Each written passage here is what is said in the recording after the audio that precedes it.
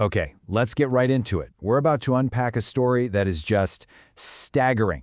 It's a story of deception on a truly global scale, about so-called saviors celebrated on the world stage and the horrifying secret they were hiding in plain sight.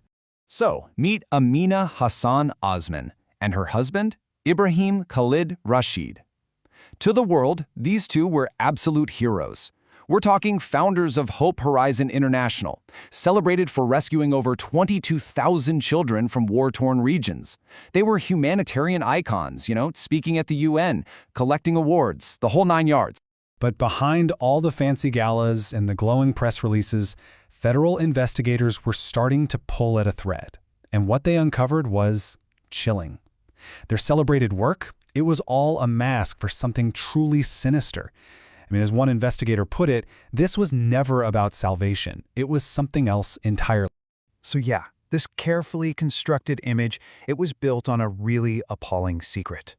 Let's dig in and see just how deep this deception actually ran. Okay, look at this. The gap between these two realities is it's a chasm.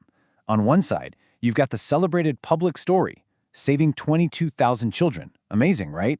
But on the other, you have the grim reality investigators were piecing together. 3,412 of those children had simply vanished.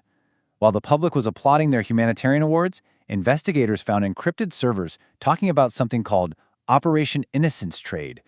It's like two different universes. So all of this digging, all of this investigation, it all led to one single moment. A massive pre-dawn raid on the couple's private island fortress, which they ironically named Serenity Cove. And this was the moment the mask was finally torn off for good. And this thing went down with military precision. Just think about it, 4:32 a.m., the mission kicks off. Less than 15 minutes later, they've neutralized armed security. By 5 a.m., agents are inside what they discover is a command center. And then, just 18 minutes after that, they find it. A hidden underground facility holding 87 children. The speed of these discoveries is just horrifying. And get this. Inside the main mansion, where you'd expect to find family photos, agents found a wall of screens. But these weren't for security cameras watching the grounds. No, they were live feeds, monitoring children in small numbered rooms. And the hub wasn't just watching the island. It was a network, monitoring cargo ports, private airstrips, and logistics warehouses. The scale of it is mind-blowing. So by the end of the day, as the operation expanded way beyond just the island, what was the final count?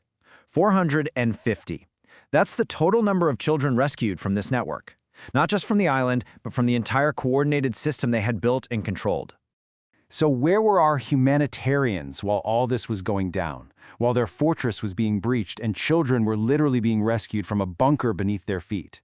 Well, they were found in a private office, calmly shredding documents. And Amina's first words to the agents who arrested her, "There's been a terrible misunderstanding." The level of detachment is just chill. All right, so once they cracked the couple's servers, the full picture started to emerge, and it became clear this wasn't just about one island.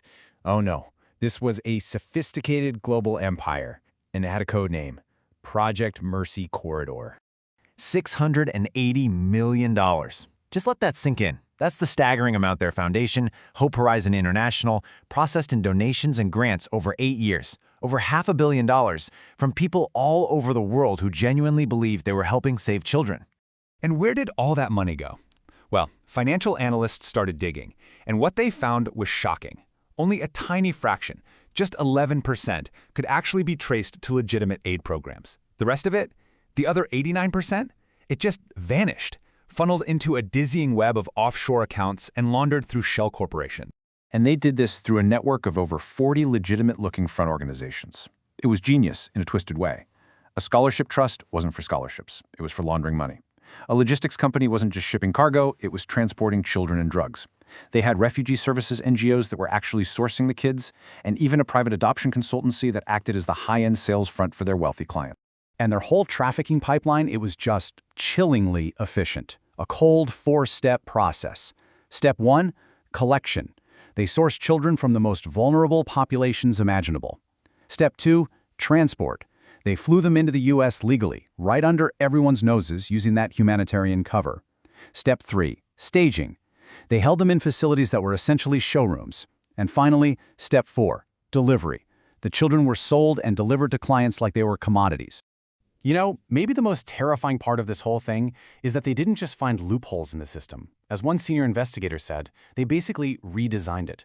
They built this whole parallel legal framework using diplomatic immunity, humanitarian exemptions, and pre-cleared customs waivers to operate right out in the open. So, how do you take down a network like that? It required a massive coordinated effort. This wasn't just about raiding one island. It meant striking dozens of locations simultaneously, all across the country. The results of this takedown, called Operation Shattered Trust, were just staggering. It was the largest coordinated federal raid in modern U.S. history. And in a single day, look at these numbers. 87 suspects arrested, 450 children recovered, and almost $15 million in cash seized. Just incredible. But here's the thing. An operation this big, this sophisticated, it couldn't have survived for so long just by being clever. They weren't just hiding in the shadows, they were thriving in plain sight. And why? Because they were shielded by the very people and systems that were supposed to stop them.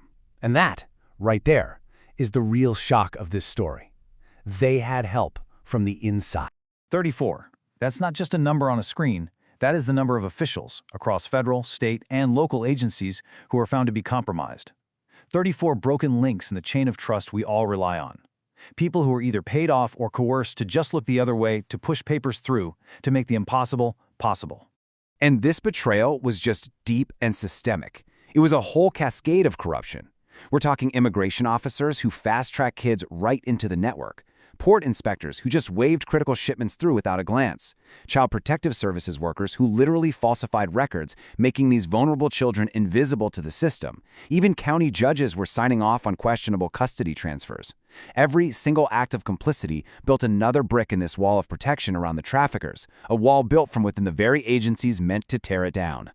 So this whole case, it leaves us with a really deeply unsettling question, doesn't it? The heroes turned out to be the villains. The safety nets were actually traps. And that leaves you wondering, when the saviors are the predators, how in the world do we ever begin to rebuild trust in the systems that are meant to protect us all?